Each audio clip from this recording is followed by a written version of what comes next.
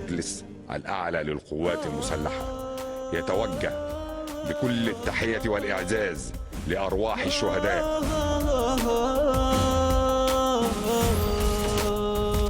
الذين ضحوا بأرواحهم فداء لحرية وأمن بلدهم.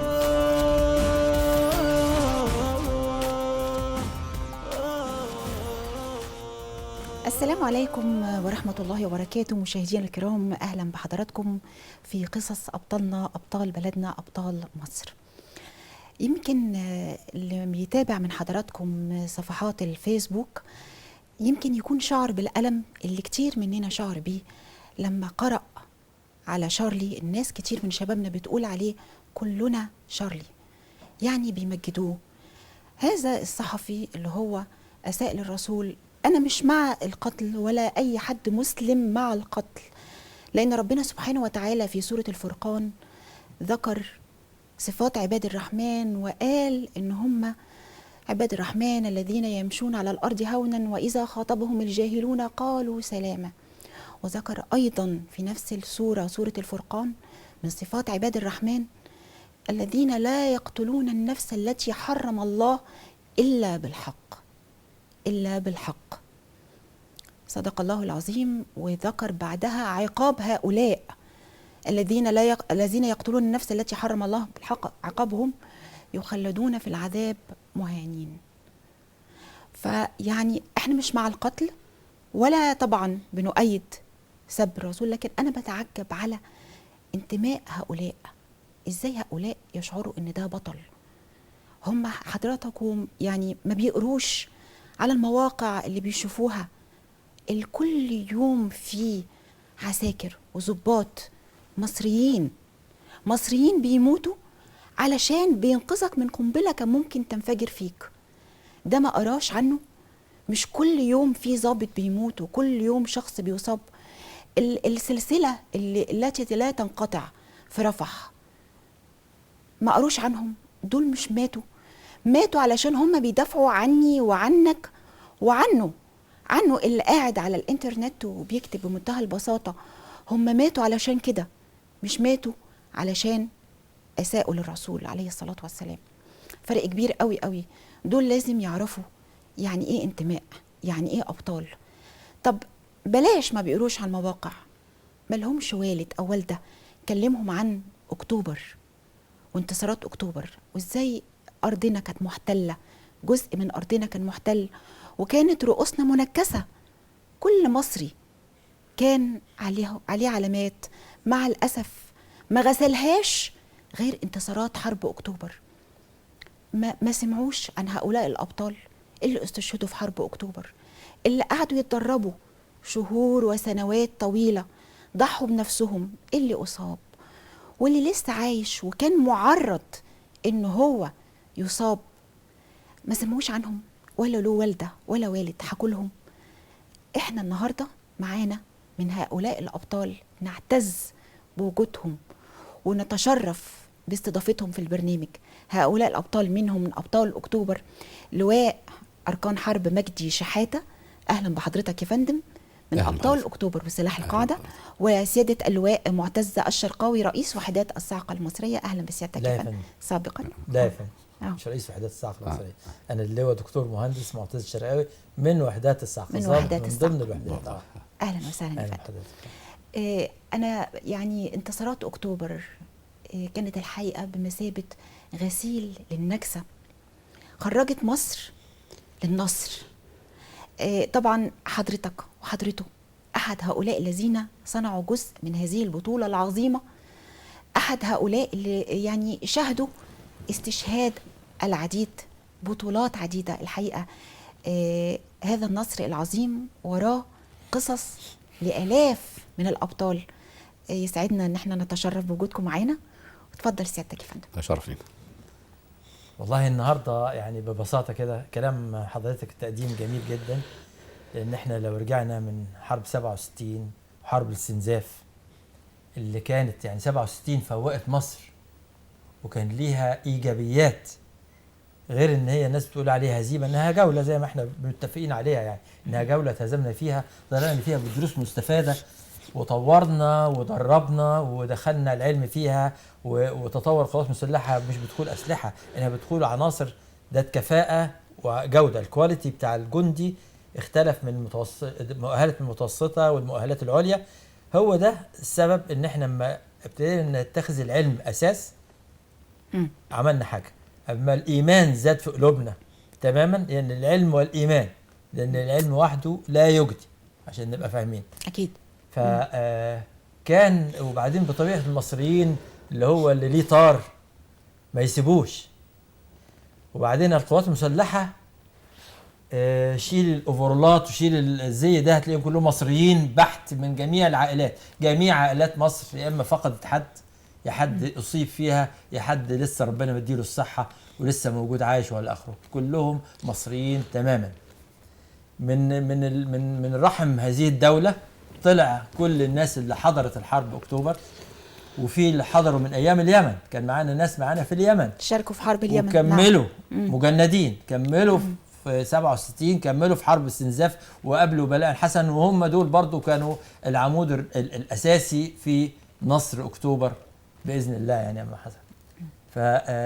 لو كان في انتماء حضرتك، هذا الانتماء كان أهم ما يميز الشعب كله. الدولة انتماء وزيادة الوعي. ولو تشوفي حضرتك كان في السينما والحرب، كان الناس كان فاهمة بيحصل ايه، فاهمة بيحصل ايه. انا مولود في بورسعيد وما كنتش اعرف ان البورسعيدية بيحبوا القوات المسلحة بالطريقة دي.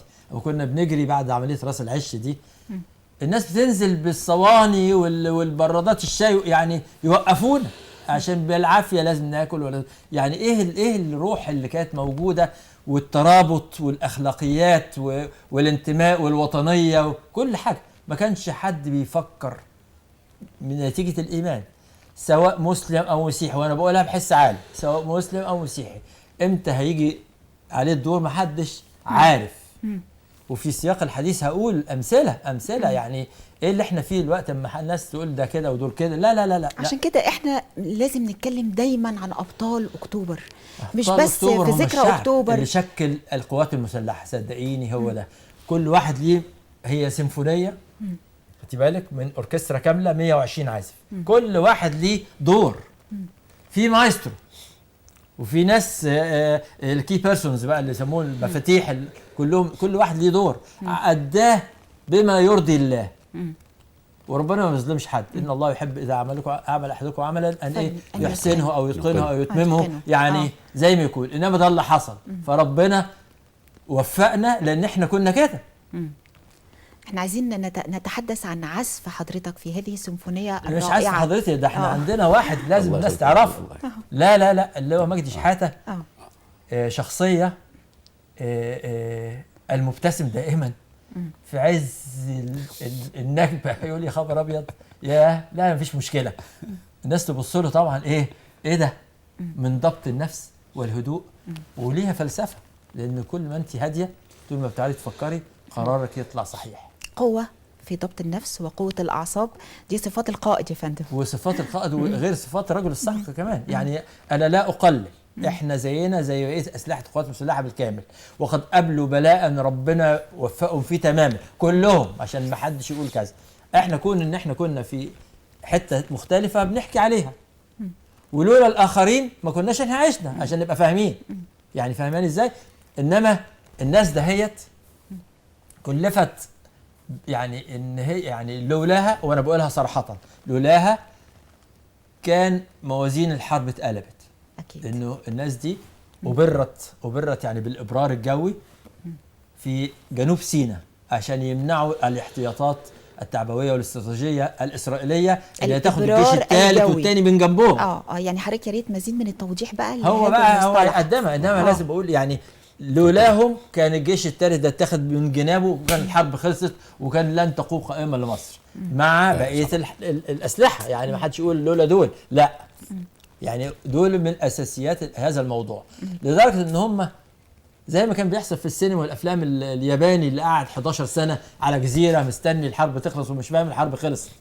هم قعدوا 7 شهور و15 يوم بس عارفين يعني عارفين كل حاجه. بس عارفين، بس 7 شهور و15 يوم. يا نهار ابيض، بعد الحرب ما خلص وفصل قوات. طب لو ازاي؟ حبينا ان احنا دلوقتي نصور هذا الجزء داخل معركة 6 من أكتوبر فيلم سينما وننقله للمشاهدين دلوقتي، ممكن نصفه ازاي؟ نعمل سيناريو، يعني الخطوات اللي كانت فيه، مين اللي كانوا على مسرح الحرب ساعتها. بسم الله الرحمن الرحيم. هو جيت الحقيقه حرب اكتوبر والاستنزاف و67 ده عباره عن بناء متكامل. بمعنى ان جت النكسه زي ما اليوم معتز قال، دي كانت شوك او صدمه للشعب المصري وللجيش المصري، انه لا انت مش الخيال اللي انت كنت فيه ده مش صح، لازم تكون عملي وتشتغل طبقا لمعايير واصول علميه، مش ومع الايمان طبعا بالظبط. يعني احنا ماشيين بقينا بالايمان، يعني لازم نؤمن بربنا سبحانه وتعالى وقدره، وفي نفس الوقت لازم نتخذ المعايير العلميه اساس لشغلنا.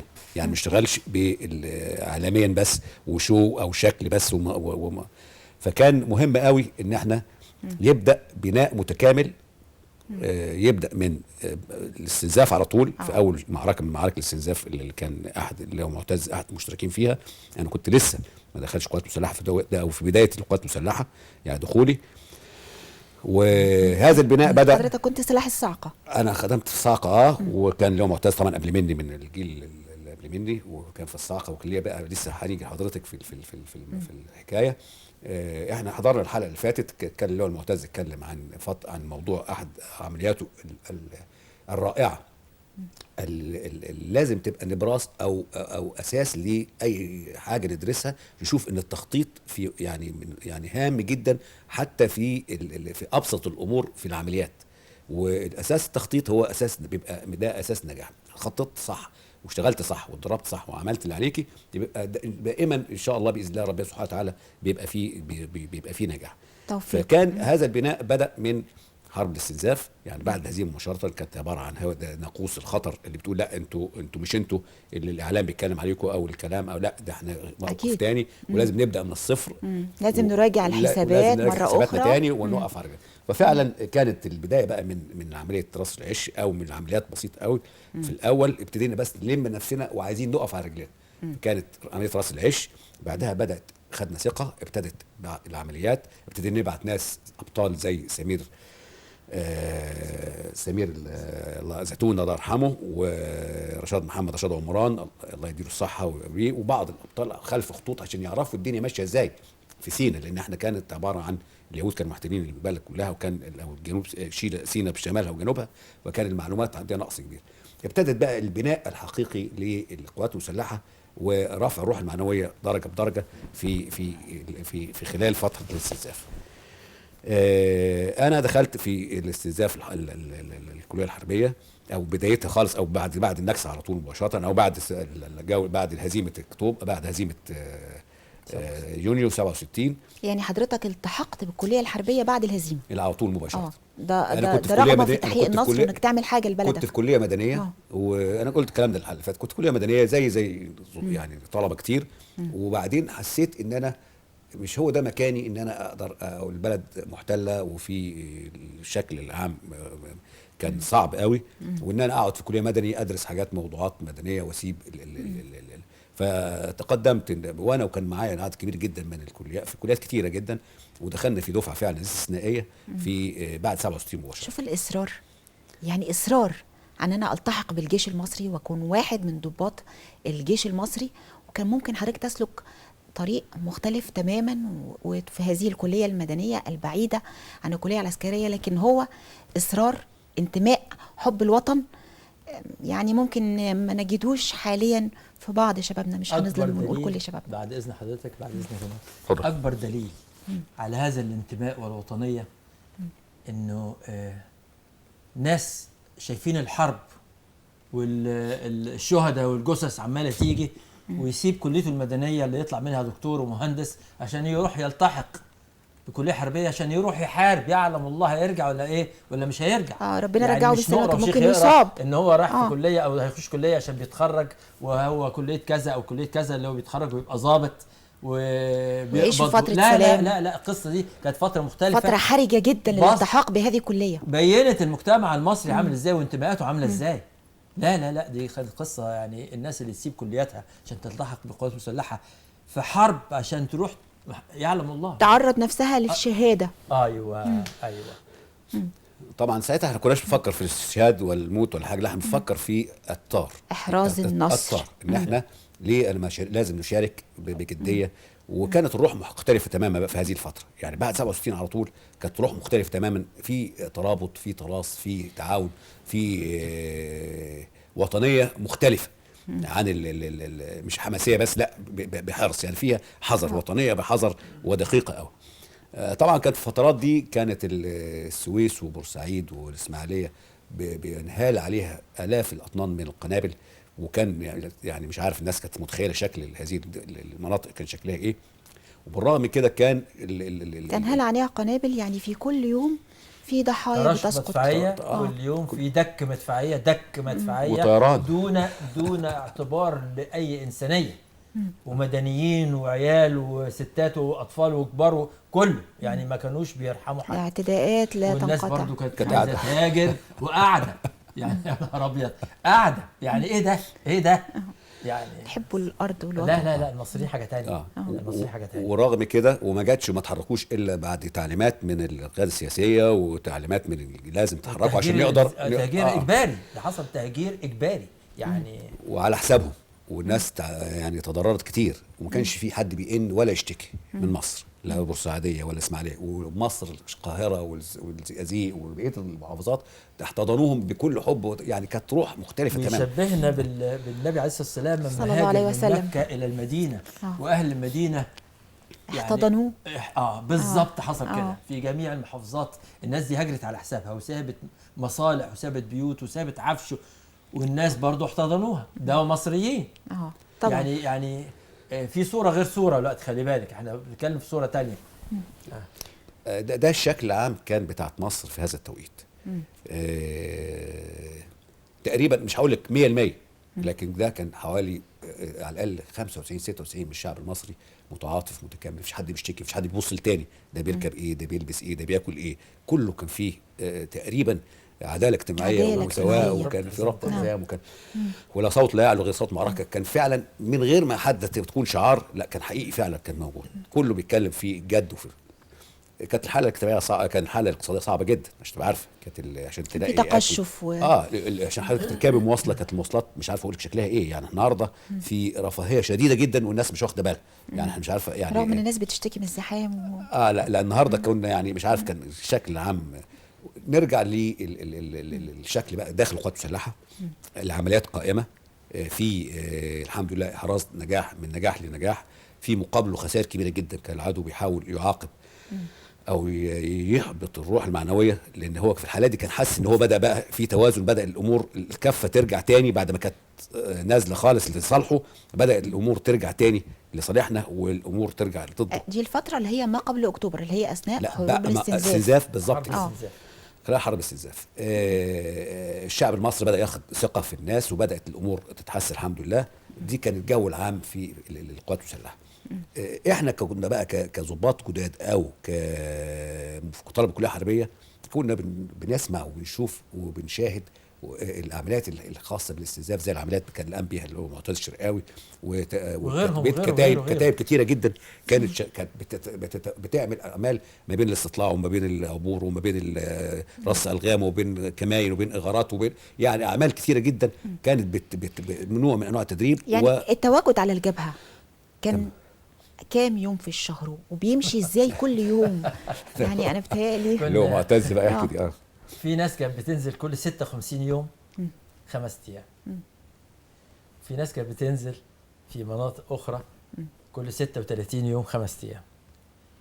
في وحدات الصاعقه مش تميز ولا حاجه، لانه ضابط الصاعقه ما بيقدرش يحارب من غير الضباط الصف والجنود بتوعه. خدتي بالك ازاي؟ لانه مش حرب نظاميه، دي حرب عمليات خاصه ذات طابع خاص يعني. فكانوا بينزل الضباط والصف والجنود التشكيل الوحده الفرعيه الصغرى مع بعضها، مع السلامه انتوا روحوا، ويجي مكان لا وفي ناس تانية بتبقى ستاند باي بقى مكانه لغايه ما هو يجي احتياطي. تمام. واللي عايز اسيره قبل ما يعني عايز مجدي يبتدي في القصه بتاعته، اللي عايز يصير انه ما يصدق، كنا بنصدق ان ده نازل حلو خليه ينزلوا اجازات عشان ناخد العمليات دي. اقسم بالله ان الناس كلها بتتسابق على انها تعبر قناه في حرب الاستنزاف. مش هقول تتسابق على الموت، فهماني ازاي؟ ده الموت بتاع ربنا، انما كانوا بيتسابقوا وكنا بنحمد ربنا ان نزل اجازه ونبقى مستنيين عشان ايه يعني، وكانوا بيروحوا يتظلموا يا فندم ده عدى مرتين انا عديت مره واحده ليه؟ يعني انا نفسي دلوقتي يكون حد بيسمعنا من اللي بيكتبوا على الفيسبوك كلنا شارلي، يعني يشوفوا شارلي عمل ايه. شارلي كتب اساءه للرسول عليه الصلاه والسلام، وهم نفسهم قاعدين بيقولوا الكلام ده وهم قاعدين على شبكه الانترنت، يجوا يشوفوا الناس اللي بتنزلش كل 56 يوم. بصي حضرتك ما شافوش، ولما بينزلوا احنا في رباط الى يوم ايه؟ الدين. ولما تشوف حضرتك الحروب اللي ورا بعضها بتثقل الناس، تثقلها فعلا، تثقلها مش حربيا بس، انتماء، ودي ارضي ويموت فيها من اول زي فيلم الارض، يعني هو احتلنا ويعني سبق احتلال مصر من كذا جنسيه وبرضه مصر صمدت وقعدت وهكذا. ف انا يعني ما حدش يقدر يشكك في هذا الشعب اطلاقا، غير لو بقى زي الايام دي. انا مش بشكك في الايام دي، انا بقول اتلعب في مصر من كل مخابرات الدنيا في الفتره اللي فاتت عشان تلعب بالعقول. حتى ايام حرب الاستنزاف وكان اسرائيل بتدك المدارس، او يقول مش بتضرب، بتدكها، والمصانع، وتضرب الاهداف المدنيه عشان تقلب المدنيين على العسكريين او على القياده السياسيه. يقول لك ما كفايانا بقى، طب ما تقعدوا يعني اقعدوا معاهم. لا عشان الشعب يتضرر من الضحايا. وجي رئيس الجمهوريه نربط الحزام، واللي ياكل رغيف ياكل نص رغيف. الناس ولا على بالها، ربطت، رجع مره ثانيه قال نربط الحزام ثاني، بقى ياكل ربع رغيف ولا على، انما ايه؟ نحرر الارض دي. واتحررت بايه؟ هدف واحد. ابتدي عشان والله الوقت، اصل الموضوع هي معلش ابتدي في الوقت. تفتح ادينا مثل للناس يعني يؤكد الاصرار والظروف اللي بيمر بيها المصري، الابطال الحقيقيين. ويبدا 7 شهور يقاتل ومعهوش عشان كتب كلمتين، مش مات عشان كتب ولا ايه يعني، فاهمني ازاي؟ والناس تانية اليهود اللي كانوا بيسلموا اول ما نضغط عليهم يستسلموا، يعني تيجي ازاي؟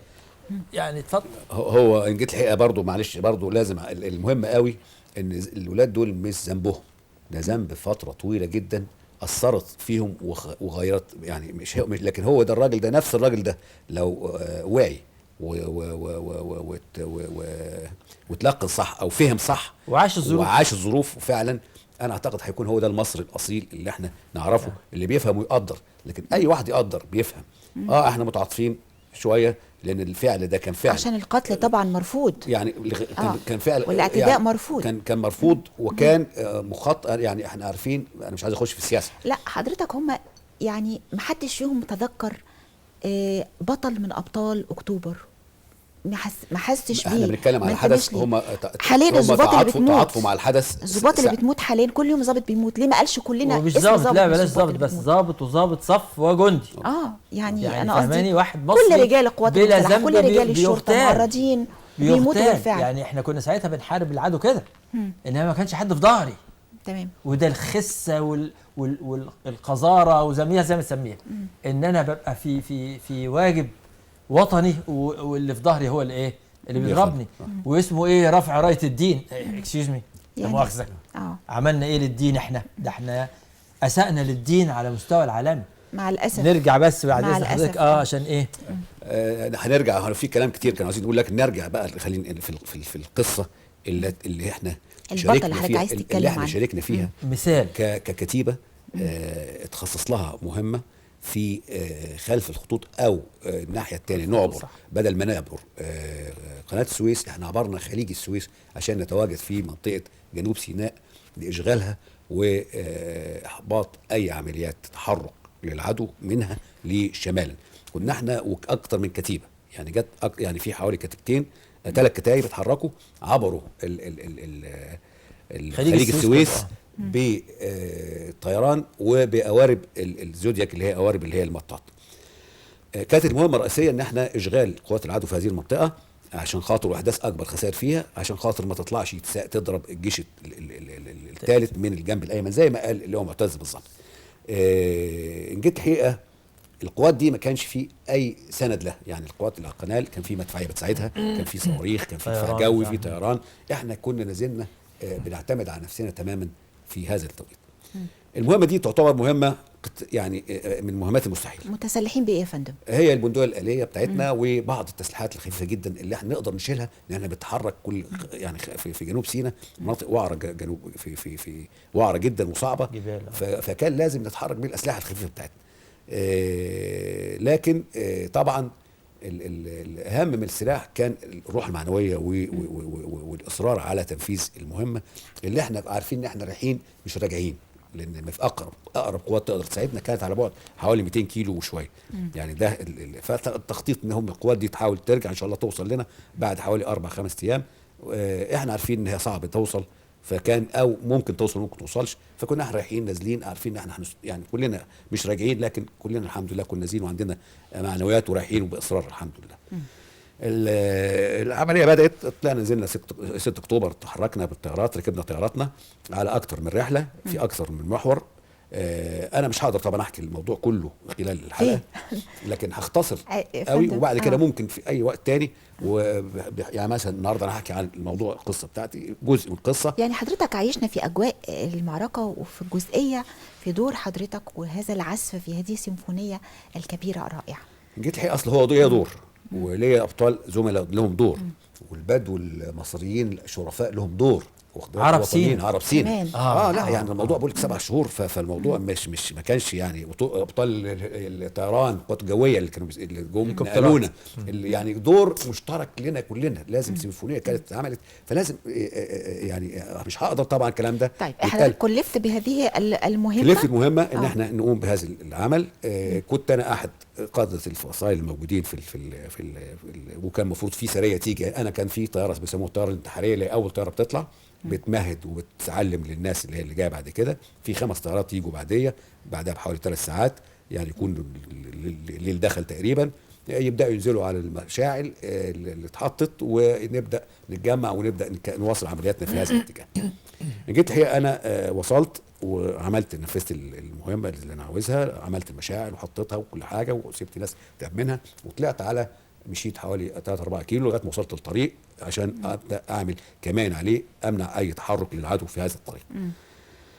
وصلت الطريق اللي هو الرئيسي اللي هو بتاع بورديس، اللي بيوصل من بورديس للطور. ده طريق رئيسي يعني، ده طور في جنوب سيناء، اللي هو حاليا الطريق اللي هو بيوصل شرم الشيخ والطور. عملت كمين عليه، طريق كبير جدا، وعليه خط ضغط عالي وكهرباء وتليفونات وماء، يعني طريق رئيسي. اول يوم ما حداش حاجه، وما جاش طيارات للاسف، او جت طيارات شفناها بس ما نزلتش في المنطقه اللي احنا غير طياره واحده. تاني يوم بتتجمع الطياره الثانيه بصعوبه جدا. كل ساعه وكل يوم كنا بنقضيه كان بدات الناس في الاول طبعا مش فاهمه حاجه او مش شايفه او الصوره مش كامله، كل ساعه كانت بنقضيها على الارض، كنا رجلينا بتثبت اقوى، يعني فاهمين اكتر، عرفنا راسنا رجلنا فين، نمشي فين، نتحرك فين، نعمل ايه العدو يعني. ولكن كانش في عدو خلال اول يوم، تاني يوم، تالت يوم كان منع التحركات، لان كان عارف ان في قوات نزلت، شاف الطيران طبعا وما قدرش يتدخل. هو ليه العدو اجل التحرك؟ يعني هو لسه ما اكتشفش بالوجود ولا هو شافنا بيخطط شاف طيارات طايره معديه هليكوبتر وما قدرش يعمل معاها حاجه. في اجزاء قدر يعمل، يعني في جزء ضرب 12 طياره من 18، يعني تلتين القوه ضربهم في الجو، انت متخيلها طبعا ده. ورغم كده تلت القوه في مثلا زي في مضيق راس سدر، ايوه حققت عمل رائع، وقفت لواء العدو مدرع ما قدرش يتحرك في عمليه انتحاريه، قائد سريه استشهد وفي جزء كبير جدا استشهد، وحققوا المهمه ورجعوا بعد حوالي 18 يوم على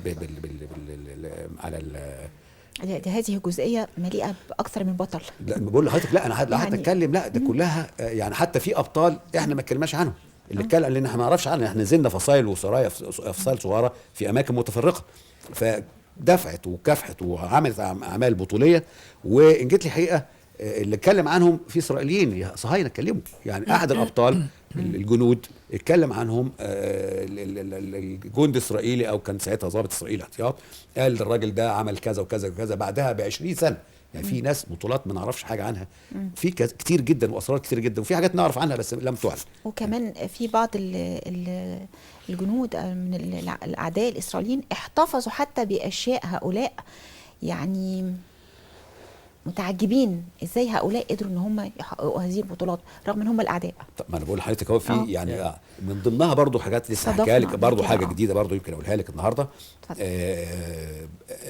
المهم رابع يوم العدو الاسرائيلي اطمن ان لانه كان عمل اكتر من عمليه ضد القوات عندنا بتاعتنا، وفعلا حقق خسائر في ناس عندنا كتير جدا، لان طبعا قوات بسيطه صغيره في متفرقه، فكان قدر يعني بالمواجهه كان قدر لان هم اعداد كبيره جدا طبعا احنا في وسطهم، وطيارات هليكوبتر وطيارات مقاتله بيدمروا. الرابع يوم عدى ريتلي فعلا للعدو، واحنا كنا في انتظاره وبرضه متخيلين هو مش هيجي ولا حاجه، لكن ريتلي يعني يعني قول طيارات، قول عربيات، يعني مجموعه عربيات، طابور من العربيات، طابور عربيات من ضمنهم كان في اولهم عربيه بتبقى دوريه كده اللي بتفتح الطريق الاول، يعني بتكتشف بالظبط كده. ايوه اسمها تامين، عربيه تامين القول، بتطلع بقى قبلها بمسافه طويله وبتمشي مظلمه، وبتمشي على الانفراريد بطريقه معينه عشان مفيش حد يشوفها.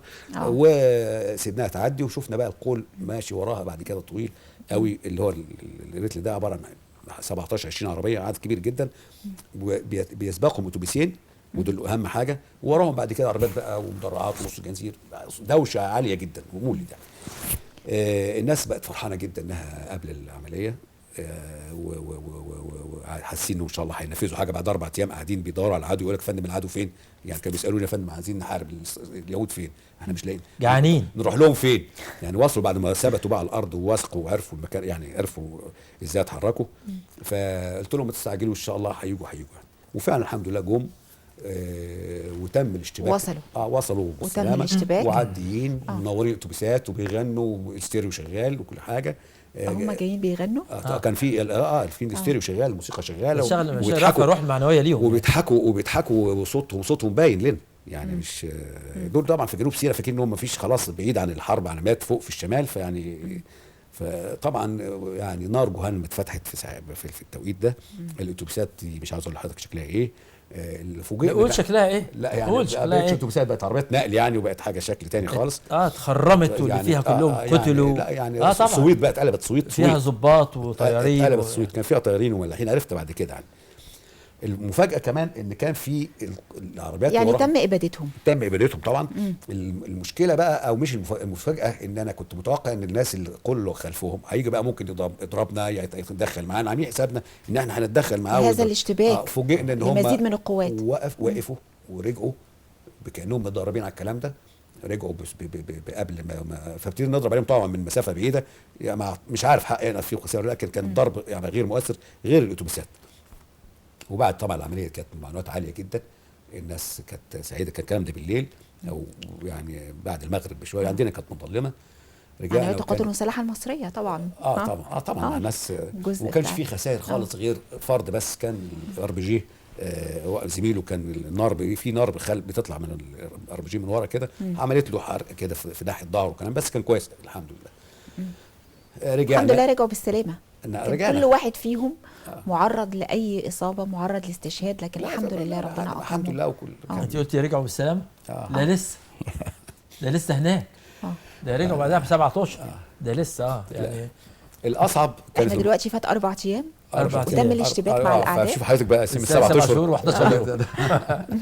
فتاني يوم بقى ده كان يوم الاصعب والاقوى. طبعا اسرائيل كانت في اول العدو الصهيوني كان في تستعد بقى للرد في يعني طبعا كانت مفاجاه ليه سيئه جدا، فعاوز ينتقم باي طريقه من القوات اللي نفذها هذا الكمين. هو كان كل يوم الطيران الهليكوبتر وطيران المقاتلات وطيران اللي هو الاستطلاع بتاعهم كل يوم بيدور على الناس بصفه عامه في الجبل.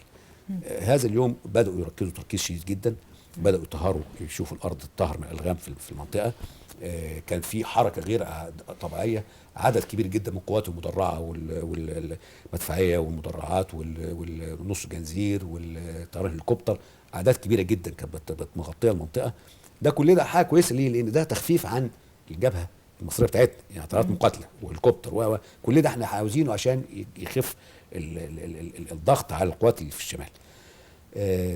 وبدا بدقه تفتيش دقيق جدا لغايه ما اكتشفوا طبعا مكاننا في الجبل، في منطقه جبليه احنا كنا مختارينها كويسه. وبسرعه طبعا اختصر كتير جدا، بدات معركه شرسه. هم كانوا بينزلوا القوات بتاعتهم من فوق من خلف الجبل عشان خاطر يطلعوا، احنا كنا في صحن كمان يستطلعوا المكان الحصول طلعوا بقى على حوالين في هؤلاء الجبل كله، الأبطال. احتلوا بيختاروا طيران الهليكوبتر طبعا بيقدر يشوف ويحدد اكتر. بداوا يتعاملوا معانا بالهليكوبتر بنص بوصه من الهليكوبتر والبنادق والمدفعيه اللي هي المندال بتاعتهم من فوق الجبل، وبداوا عشان يعملوا نوع من انواع الارهاب عشان خاطر احنا نخاف ونستسلم، لان احنا قوه صغيره مع سلاح محدود وذخيره محدوده، فمش تقدر يعني طبيعي انها ما تقدرش تستسلم. يعني احنا طبيعه شغلنا ان احنا زي ما اللي هو معتز عارف ان احنا بنصب ونهرب، نضرب الهدف ونهرب. في الحالة دي كان صعب جدا ان احنا نهرب في التوقيت ده، احنا يعني في بدايه النهار في بدايه اليوم، فكان لازم المواجهه. انا كنت اخر امر مديه للناس انها تحاول تتحرك وتتسرب وتطلع على قاعده دوريات تبادليه، مكان تبادلي تاني احنا بنحدده عشان خاطر نخفف اقل جزء ممكن، بيبقى اللي يقدر يهرب ويقدر يواصل يبقى كويس، اللي ما يقدرش بنكمل العمليه. في هذا اليوم وبعد الحصار الشديد، ويعني انا كنت في منطقه احنا بنسير في منطقه متدرجه، جبل متدرج، حصلت معركه شرسه العدو لم يتوقعها، لان التوقع الطبيعي ان احنا نستسلم. تمت المواجهه بقى، تمت مواجهه، وكان لا ما فيش بد غير ان احنا لازم نواجه ونضرب، وحققنا خسائر العدو لم يتخيلها. دي برضو من ضمن الحاجات اللي ما حد يعرفها. حضرتك بتذكر ان ساعتها هناك فارق في حمل السلاح، حجم السلاح وكميته وعدده، هو جايب بحوالي اكتر من 10 اضعاف قوتنا، يعني احنا حوالي 40 واحد، هو كان جايب بحوالي 500 واحد، ده غير الطيارات الهليكوبتر والطيارات المقاتله نوعيات الاسلحه الاتقل ومدرعات فرق في العدد والقوه والسلاح، هو اسلحه جاي يخلص هذه المعركه في 10 دقائق. يعني هيضرب الحاجات اللي ضربها الاول، ويجي بالميكروفون يقول للناس استسلم، ينزل يلم الناس ويمشي خلال نص ساعه يكون ماشي. المعركه دي استمرت طول النهار لغايه لما اخر طلقه خلصت مع اخر عسكري معانا. يعني استنفذت كل كان طبعا في خلال ده بقى ناس استشهدت كتير جدا، ناس الجبل اتدفع عليه لما لقوا ان المواجهه صعب معانا، ان كل ما يواجه كل ما يحصل فيه خسائر، ودي باعترافهم، يعني اعترافهم وبدوا سمعوهم وبلغونا هذا الكلام، ودي طبعا رفعت معنوياتنا جدا لان احنا تاكدنا من اللي احنا عملناه. حصل الناس استشهدت، فبدا بقى بدل المواجه بدا يضرب في الجبل بالمدفعيه، يقوم الجبل ينهار على الناس اللي موجوده، الجبل بينهار طبعا على الناس اللي هو على الابطال بتوعنا. تمام. ويقولوا بقى خلاص احنا تقريبا هم خلاص كده خلصوا، يبداوا يطلعوا، يحصل عليهم بيطلع ضرب نار، يضرب نار الناس الموجوده، يختفوا تاني، وهكذا لغايه تقريبا طول النهار. كر وفر. احنا موجودين محصورين في جبل، جوه جبل جوه صحراء، فهم مسيطرين على الجبل من فوق وبالطياره الهليكوبتر عشان اي حد ما يطلعش، وبقت معركه حياه او موت. جيت الحقيقه مات استشهد جزء كبير جدا، وجزء من ال40 وجزء طبعا خلاص كل سلاحنا حوالي 25 واحد استشهد، وفي حوالي 2 3 اللي هم قدرنا نتسرب وما يمسكوناش، لان احنا الجبل كان الحمد لله كان وعر وكان يقدر، وفي جزء بقى خلصت ذخيرته وكانش قادر يتسرب وفي مصاب، فابتدوا ينزلوا يمسكوه، بس الكلام ده كان قبل اخر الدور. المعركه بس في مقابل هؤلاء اللي استشهدوا يعني العدو كان له طبعا خسائر كبيره مهوله. احترامنا لان الكلام ده باعترافه هو في هذه المعركه. أيوة. قال لك الناس دي حققت فينا خسائر كبيره، واحنا كنا مش متخيلين الناس دي، لان الناس خلف خطوط ب 200 كيلو مفيش حد ينقذهم، ما لهمش اي امداد، معاهم اسلحه خفيفه، ذخيره محدوده، احنا جايين بعشرات الاضعاف بتاعتهم، يعني المعركه محسومه. الظروف الاداريه يعني كمان صعبه، الميه الظروف الاداريه كانت ايه الست لو معتز؟ الظروف الاداريه اللي بتكلم ان الناس بقى لها 4 ايام في الجبل، هتجيب ميه منين؟ اكل منين؟ ما يشيل اكل ولا ذخيره. وبعدين محطوط تحت ضغط، معزول عن كل حاجه، وقدامه يعني فئه قليله هزمت ايه فئه كبيره باذن الله. ده اللي حصل وبالتالي التاني مش تحت ضغط، هم اللي تحت ضغط وقابلوا بلاء حسنا لغايه اما بقوا غير قادرين على الحرب. يستشهد يا اصيب اصابه قاتله بالنسبه له منعته ومعوش ذخيره وبرضه ما بيستسلمش قال لك الناس دي ايه يعني. ودي خير ظهرت اجناد في الحرب الارض فعلا كلها. يا فندم، خير اجناد الارض. ده خير اجناد الارض. اه يعني انتماء، حب للوطن، هي دي البطوله الحقيقيه. يبقى الخطر بتعرفيها من العدو، بيحيطني بكل اتجاه. يقول لك ده يعني في انا هخرج موضوع ثانيه واحده كده. في لسان بورتوفيق ما قعدنا 6 ايام نعدي قناه ويضربونا ونعدي فطلبوا الاستسلام عن طريق الصليب الاحمر الدولي. قال لك دول لو عدوا ومسكونا هياكلونا، مش هيموتونا، هياكلونا. فيعني متخيله العدو بتاعك عامل ايه؟ اسرائيل التي لا تقهر والجيش الذي لا يهزم واليد الطولة مش عارف الطيران لا لا لا لا لا، دي قصه تانية خالص. احنا يا ريت يعني الشباب دلوقتي اللي بيسمعنا يشوف قد ايه فعلا القوات المسلحه المصريه ابطال كانوا ولا زالوا حتى الان. حضرتك تقول لهم ايه الشباب اللي قاعد على النت اللي بيكتب على الفيسبوك؟ تقول لهم ايه؟ والله انا هقول وسيله اللواء معتز برضه يقول ان جيت الحقيقه برضه في حته مهمه قوي، ان في معركه 73 احنا ما كسبناش ارض بس، لا احنا كسبنا كمان عرفنا العدو صح، مش هو ده العدو الذي لا يقهر. شفناه وهو بيصوت وبيعيط وبيبكي وبيجري يعني مش هو ده. يعني هو اذا كان منظم، اذا كان عنده خبرات كويسه بياخدها من بره، اذا كان عنده معدات وادوات كويسه، لكن في الاخر اتكشف في الاخر مش هو ده العسكري الذي لا يقهر و فدي من احد نتائج حرب اكتوبر اللي مهمه جدا، ان الناس برضه لازم الشباب يعرف كده، ان النهارده اسرائيل ما بتهزمناش بالدعايه ما دوروا على ادوات تانية بقى بالظبط كده غير الحرب والحرب النفسيه بيلعب في الدماغ، بيلعب في الدماغ بالظبط صح، بيلعب في الدماغ حرب الى يعني بيغزو قادة عقول شبابنا مع الاسف. يا ريت الشباب يتنبه لذلك. اعلنوا صراحه، قال لك مش هنحارب مصر غير لما يخلص جيل اكتوبر كله، يخرج اخر واحد يشترك في الحرب، ينتهي، ممكن ساعتها ايه نحارب مصر. ده عمر ما جيل اكتوبر ولا شعب مصر اللي هو حامل معنويات جيل اكتوبر هينتهي ابدا، هيفضل صامد دائما، وان شاء الله باذن الله تبقى مصر دائما امنه ومحدش يقدر ينال منها مهما قدروا يغزوا بعض عقول شبابنا. ان شاء الله احنا بنشكركم تواصل جدا. الاجيال تواصل الاجيال.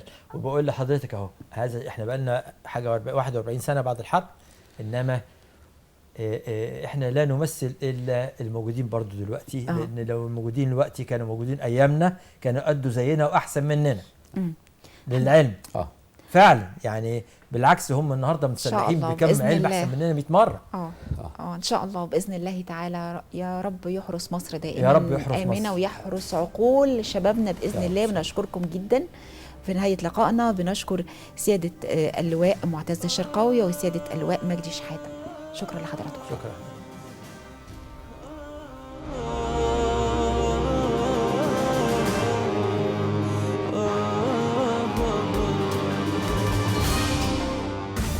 أنا اللي طول عمري ما قلتش لأ،